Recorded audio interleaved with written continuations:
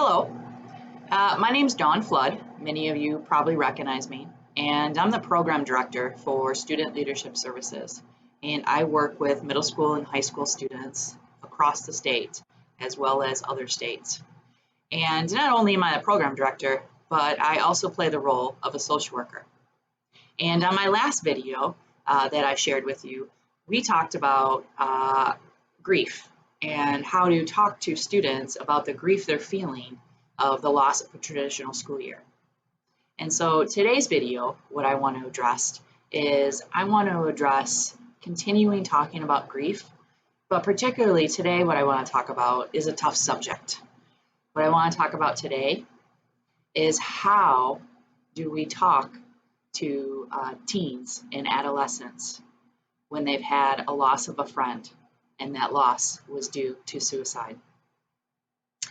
I received a call the other day and a student had asked me that exact question. They had lost a friend in their school, a friend that had taken their life, and they wanted to be able to talk about it and process it, but they didn't know how to start the conversation. So I want to help all of us start that conversation. When a teen in a school or a community takes their life, or anybody does for that matter, there's a full spectrum of feelings among the people that knew them, especially teens. Teens and adolescents, they may feel confused, sad, angry, curious, anxious, numb, scared, so many different feelings. Some may feel triggered and have their own thoughts about suicide or self-harm. Some may even be frustrated by the sudden outpouring of the love and attention that the teen who died gets. And some may have a hard time processing what being or would bring their peer to decide to end their life. Regardless, these reactions often bring a desire to talk about what happened. And it can feel scary to talk about suicide. Adults, you feel scared to bring up the conversation with the teens in your life. But it's important to talk directly with them to help them deal with the topic. If you're unsure about how to talk to your teen about suicide, the first thing you can do, connect them with their guidance counselor at their school, their social worker, or another therapist who can help them process any feelings they may be having. But the key and the trick is you have to be willing to talk and lead them to the right person who can have these conversations. It's so important because talking about it, it's the first line in defense of preventing future suicides. So how do you have this tough conversation with the students in your lives? How do you have that tough conversation? Some questions that can be helpful to help you start the conversation with them. A question can be asking them, how well did you know the person who died? Asking that simple questions opens up them the opportunity to let you know how they knew them, how they were connected, how they felt about them. Another question could be asking them, how do you feel when you heard the news? How did you feel? That gives them the opportunity to share what's on their minds, what's weighing on their heart and their shoulders when they heard that news. It's important for them to be able to talk about it. Going along with that question, another one to further the conversation is, what are some thoughts or questions do you have since you heard about what happened?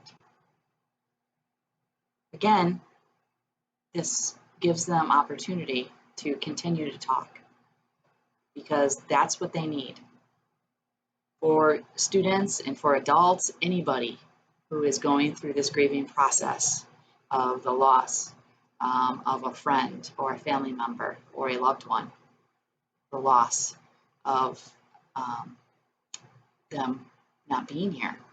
They need to be able to talk about it. You want to ask, have you been able to talk about it to anyone? Have you talked to anybody about the suicide of your friend or loved one? Asking that question opens up the door and lets them know it's okay if they talk about it to someone, because you asked the question, have you talked?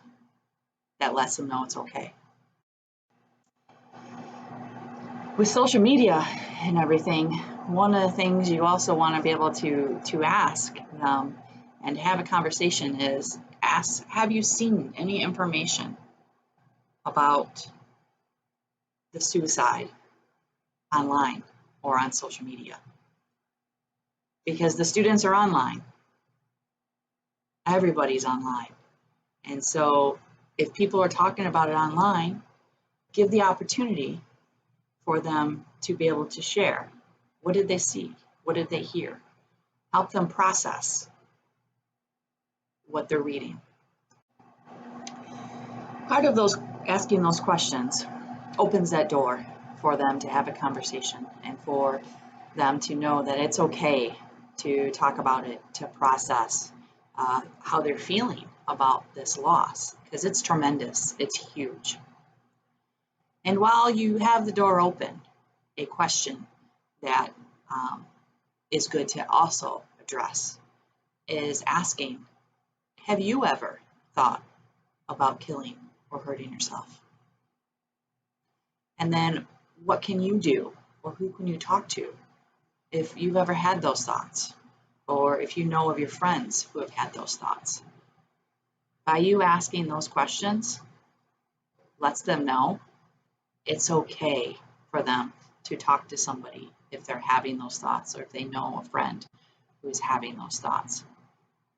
Starting the conversation is the number one thing that lets people know it's okay to talk. It's good to talk. We need to talk. And when you ask those questions, what can you do, or who can you talk to? Help them identify who they can talk to. That would be a trusted adult for them, whether it's a school counselor, a therapist, a parent, a grandparent, somebody that they trust, that they feel safe with, that they can have that conversation with. That's a door opening for you to help them identify who that person is. So after you explore some of these questions, another key thing is to help the teens come up with a plan for what they can do if they have a concern for a peer. It can be helpful to communicate that there are ways for them to report their concern in a confidentiality way that can protect their relationship with their peer. But one thing that you want to do at this point is you want to emphasize the importance of doing something. That if they're concerned, they need to tell someone. It's very important that they tell someone. It's also important to help them identify their own coping strategies to manage things such as the anxiety they may be feeling, the depression, the problems they may be having with their peers, the stress, as well as help them identify, again, a trusted adult. I keep saying that because it's very important to help them identify somebody that they can talk to if they're struggling, because they need to know that they're not alone. All of you watching this video, you need to know that you're not alone. And part of helping us get through some of these griefs and these losses and these struggles is talking and having that conversation. As an adult, it's important for us to be available to the teens, to talk openly with them about their concerns, talk with them about suicide. It is so important that adults check in directly with the teens following a suicide of a peer. especially if there's been prior concern of signs or symptoms. Parents, teachers, counselors, all adults should process the loss with teens and explore how they're feeling, what they are thinking, and how they are coping with the loss. Many teens are feeling alone. They're feeling this loss. They don't know what to do, how to process it, how to handle it.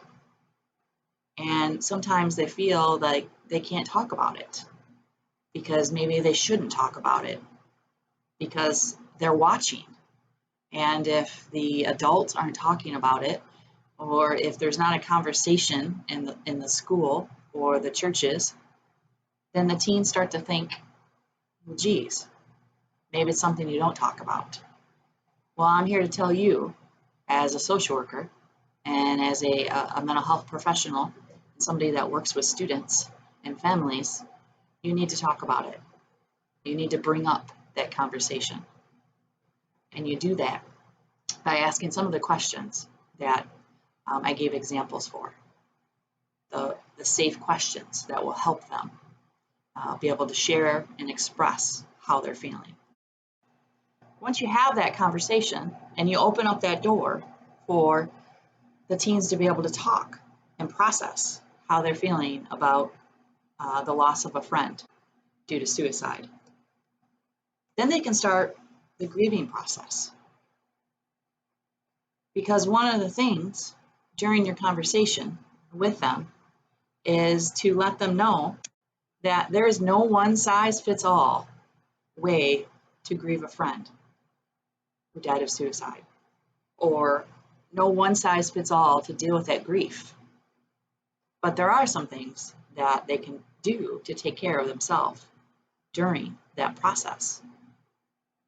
One of the things that they can do is reach out.